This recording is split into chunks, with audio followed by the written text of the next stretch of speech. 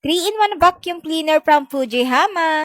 Hi mga mare! Finally, meron na naman tayong bagong gamit at makakatulong sa paglilinis ng bahay. Kaya tara, samahan nyo ako mag-unboxing nitong vacuum cleaner from Fujihama. Habang nag-unboxing nga ako dyan, ay talaga namang excited na nga akong magamit itong vacuum na ito. Meron pa ngang note na nakalagay dito na sinasabi na nakalagay sa loob ng vacuum ang mga accessories na kasama nga nitong vacuum. Nakakatuwa nga dahil meron nga din itong kasamang extension para sa hose kung halimbawa maglilinis ng matataas o kaya malayo. Meron na nga rin itong kasamang tatlong klase ng pang-suction bukod pa yung nasa hose ng pinaka-vacuum. Sayang nga lang dahil wala nga itong kasamang nozzle panghigop nga ng tubig kapag maglilinis tayo ng ating mga sofa. Pwedeng-pwede nga to dahil magsa-summer na at pwedeng-pwede na ngang linisan ng mga sofa. Tapos eto na nga yung kanyang pinaka-filter bag. Pinaka nagustuhan ko nga sa vacuum na ito ay wet and dry na nga siya tapos may blower pa. Kaya pwedeng-pwede talaga siya sa mga wet area. Dahil meron nga din itong gulong ay talaga namang napaka-convenient nitong gamitin. At syempre, hindi nga mawawala ang pangmalakasang manual. O, di ba napakaganda talaga ng vacuum na ito dahil pwedeng-pwede nga siya sa mga wet area, pwede din sa dry, at saka may blower na nga din ito. Pinaganda pa nga nito ay 12 liters na nga siya. Ewan ko na lang talaga kapag hindi ka pa sisipagin sa paglilinis ng bahay.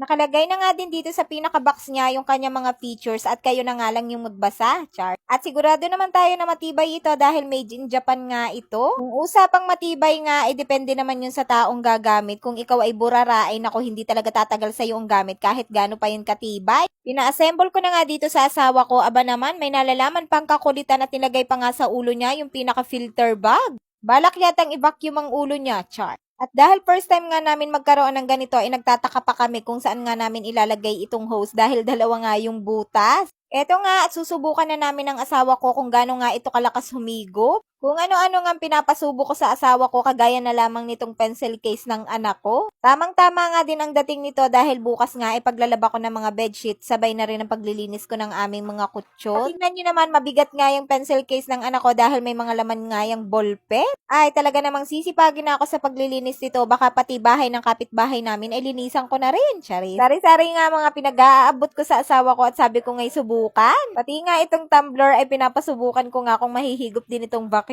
Sabi ko nga dapat pala nilagyan ko ng tubig para mabigat-bigat. At dahil wet and dry nga itong vacuum na ito ay susubukan nga din namin sa tubig. Ayaw pa nga subukan ng asawa ko dahil baka daw masira. Sabi ko bakit nga masisira yan? Wet and dry nga yan. Pwede sa basa. Kaya ito naglagay nga ako ng tubig dito sa mangkok at sabi ko nga sa kanya ay subukan nga. Nag-aalangan pa talaga siya dyan dahil baka nga daw masira. Sabi ko magbasa ka nga. Hindi nga yun masisira. Kaya nga nagustuhan ko yan dahil pwede nga siya sa wet at pwede rin sa dry. At ayun, naniwala naman siya dahil nahigop nga yung tube. Kung gusto nyo nga rin ito, ay ilalagay ko na lang sa comment section ng link.